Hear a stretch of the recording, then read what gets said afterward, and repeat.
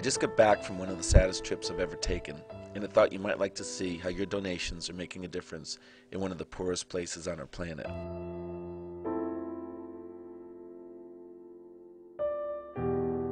After 26 hours of non-stop travel, I'm sitting in a small six-seater Cessna airplane about to land on the Somalia border, amidst one of the bleakest and most barren landscapes I've ever seen. We're met by Dr. Dan. He's our SmileTrain partner surgeon.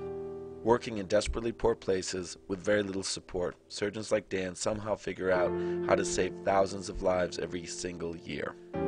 They are the true unsung heroes of the SmileTrain. Dadaab was built as a temporary camp for 90,000 Somalis back in 1993. Today, almost 2 decades later, more than 300,000 refugees call this place home, and another 5,000 show up every week begging for food and shelter. We arrive at a medical clinic surrounded by a crowd of hundreds of children and their parents. We all take a deep breath, clench our jaws, and follow Dan. Everybody wants his attention, calling his name, waving medical notes from their last visit with Dan's handwriting, promising medicine or surgery or something. We don't need a translator to understand what these parents are saying. Begging for help sounds the same in every language. There are many clefts of all ages. We were actually kind of shocked at how old many of the adults are with unrepaired clefts. We saw a lot of 20, 30, and 40-year-olds. 40 years is a long time to wait for a surgery that takes just 45 minutes. I have more than 250 children on my waiting list for surgery, Dr. Dan says. It's just impossible to keep up. Next stop is a home visit. In Dadaab, homes consist of huts made out of sticks and branches. Literally, sticks and branches, like what's left on your lawn after a summer storm.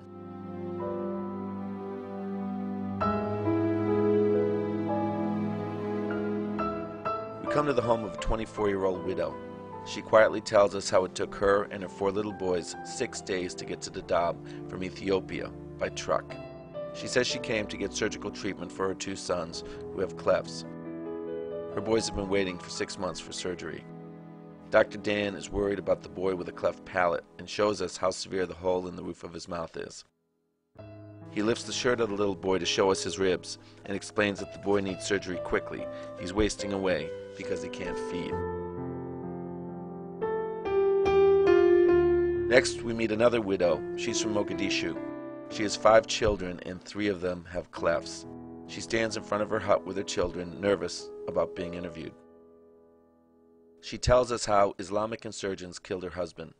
Their village was destroyed. They had no place to live, no food, no one to protect them. So they came to Dadaab. They've been here for about 2 years. We ask her, what's life like here in Dadaab? She says, it's horrible. They despise us. Everyone thinks we're the devil. We hear this a lot. Uneducated peasants often believe a cleft is a curse by God, an evil omen. They beat my son when they catch him alone, she continues. They want us to leave, but we have no place to go. One daughter is 14 with a horrific cleft. Her chances of ever getting married are as bleak as they are for her 2 little sisters. Having a sibling with a cleft pretty much ends any chance of getting married for both girls and boys. After a very long day, as we drive to the airport, I ask Dr. Dan what his secret is, why he hasn't burnt out or quit. I don't know, he says. I get frustrated, of course, but I also get tremendous satisfaction out of the lives we change and out of the lives we save. No one talks as we fly back on our little single-engine Cessna back to civilization. While everyone sleeps, my mind is racing with ways we can help Dr. Dan help more of these kids.